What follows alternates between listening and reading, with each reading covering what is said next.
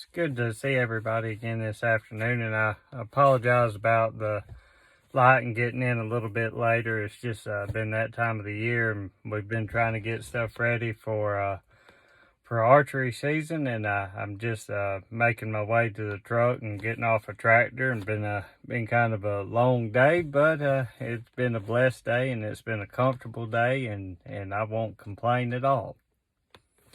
I wanted us to talk just for a minute about something that I guess personally had been on my mind. I wanted us to talk for a little bit about leadership. And in talking about leadership, I'm wanting to go just a little bit further than what most people do. Most people, a lot of times when they talk about leadership, a lot of times they want to talk about a boss, or even going as far as the president and then senators and so on and so forth, people of power. But as I go down and I sit, and I try to make it a point every night when I sit down, I'll catch up a little bit on the news and things like that, and I see things that are going on in the world, and I look and I shake my head at some of the things that I see, and I'm by no means trying to get into any sort of political anything, so please, no one take it that way. But what I see, being, I guess, a parent and somebody who is raising a kid in this world, is I see things as a parent that scare me, and I see things as a parent to where I don't see things as bad as a lot of times as they may be predicted. Now, as I said, I wanted to talk just a little bit about leadership. But I'm not talking about leadership, as I said, in somebody in these great positions of power. But I'm talking more like leadership when it comes to the home. You see, too many times today, the emphasis on the home is not being put.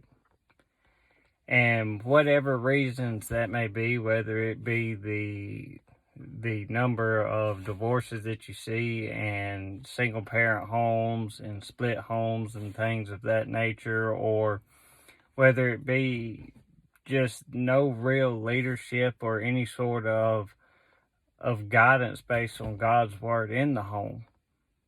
And I think a lot of the problems that we see today are simply focused on the fact that the home has become not very important.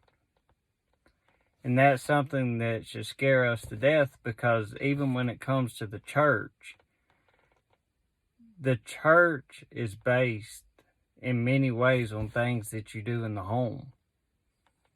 You see, it's not just going to church on Sundays or listening to me talk on Wednesdays, or even having Bible classes or things of that nature. While all that stuff is important for us as Christians, and it's things that we are supposed to do,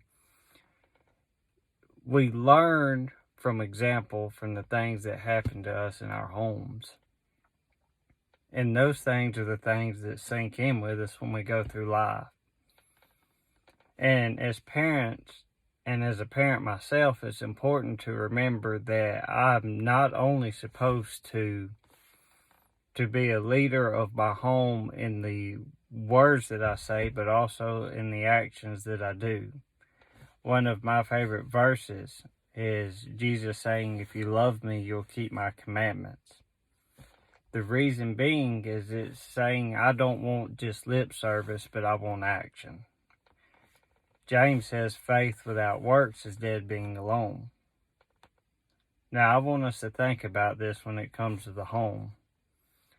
In order for the church to have a real resurgence, you're not going to find one man or one preacher to come in and to be able to fix issues that start in the home.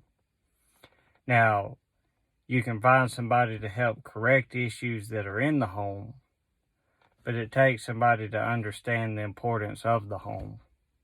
And in understanding that importance means that you care for those that are around you. I've had many times people come up and ask me why people today do not place such a emphasis on church as they did 20 years ago, 30 years ago, 40 years ago, etc. And the real answer and the reason behind that, in my opinion, is because the home became less and less important when it came to teaching. I can remember growing up as a kid and falling asleep in my mom's lap when she was reading the Bible, and she was reading it to me as a kid. And I make sure when it comes to my kids that I try to set the same example that was set for me. But I think too many times today we have gotten to the point to where we view church as a 1 or 2 day thing, and we do not understand that it's something that we live out throughout our whole lives, and that's the example that we pass on to our kids and to future generations. So it's just something to think about, and it's something that has been weighing on my mind, and I hope each and every one of you have an absolutely blessed and wonderful day. I cannot wait to see you all Sunday, and I hope everyone's doing fine. Thank you.